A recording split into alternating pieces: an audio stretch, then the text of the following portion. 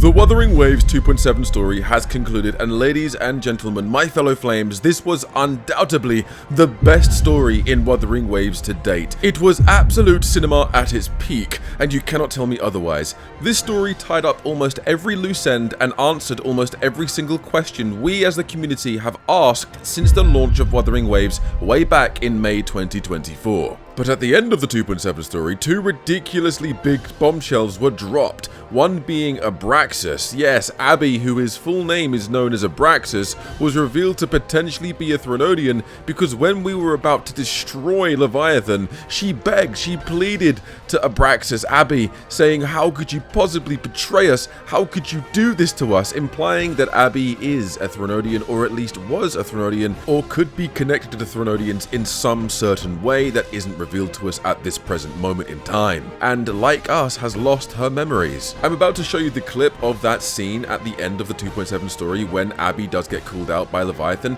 and you can visually see the confusion on Abby/Abraxas' face when Leviathan calls her out on this. Abraxas!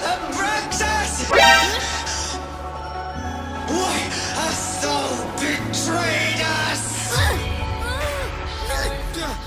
By the way, one thing I love in this little sequence is the fact that when Abraxas is called out, Rover looks and stares at Abby, like, what does she mean by that? And Abby's like, no, wait, I can explain, I have no idea what she's talking about. She's literally beginning to panic, like, why is she calling me out? Why you come at me for? I don't know who the hell you are.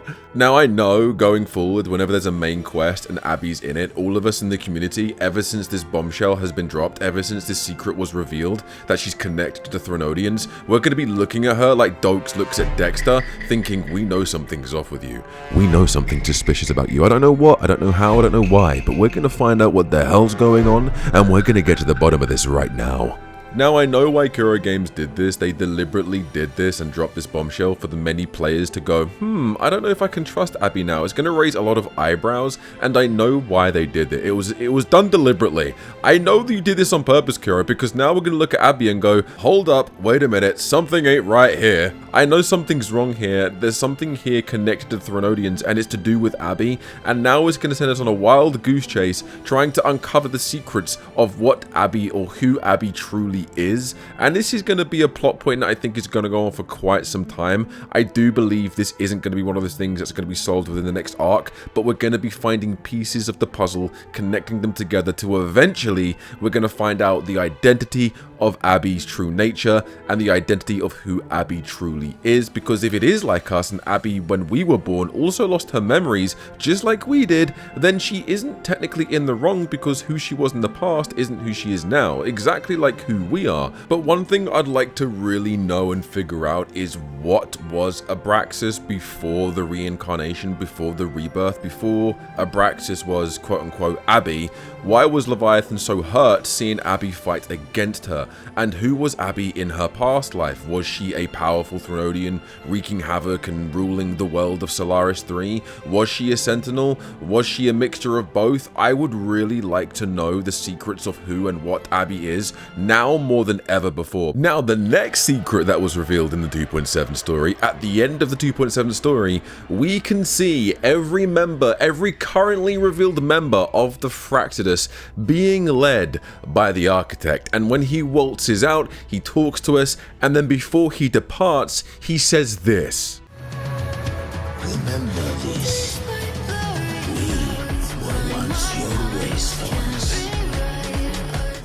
Now, when the Architect says this, when he says, we were once your waystones, there is many different things this could be alluding to. Now, the community since the launch of Wuthering Waves have had many different theories on who Rover was in his past life, but one of the main theories myself also had, and many others in the community also had, is that in one of his past lives, he was a member of the Fractidus, which could possibly be the reason why the Architect did say, we were once your waystones, referring to the fact that once upon a time, you were one of our allies, you were one of us, and you looked to us for guidance, and you looked to us for support, just like you're looking towards these resonators for support right now. Another thing to really support what the Architect is saying we were once your waystones, alluding to the fact that Rover was once a part of the Fractidus in a past life. If you guys remember, in Wuthering Waves 1.x, in one of the acts in 1.x, Scar actually says,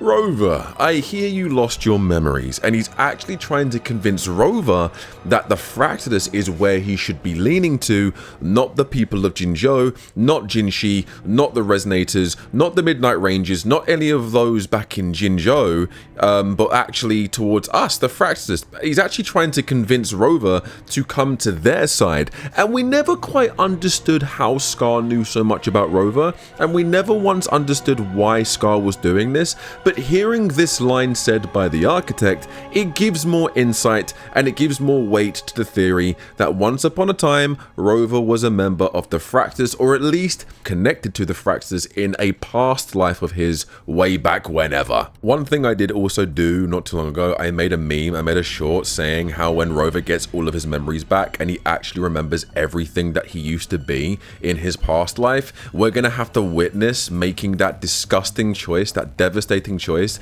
to betray the Resonators we've befriended to rejoin the Fractidus, because remember, there's many reasons to why Rover went off and disappeared. Also, when he was in charge of the Black Shores, he disappeared and left the Black Shores, and that reason was never uncovered. We never knew the reason why he abandoned the Black Shores, and one of the theories I had was maybe the path he was going down, he found something out, there was a big secret, there was a big thing that was going on that made him second guess what he was doing, and maybe the Fractidus was the key to fulfilling his destiny on whatever he was trying to achieve. I'm sure at some point he's going to begin to remember who he was, or at least remnants of who he was. Maybe there'll be a tug of war, maybe he'll be pulled to the Fractidus, maybe we'll have a one-on-one conversation with the architect and the architect is going to tell us more about who we were. Maybe due to Tethys we're going to be able to uncover the secret components and the secret parts of Tethys, just like we did before we went to Renacita, where we actually spoke to a remnant of our past self talking to us, and maybe we find out who we once were through Tethys. So it's going to be very interesting to see how that secret is revealed and how we get our memories back, and I really cannot wait to see these secrets revealed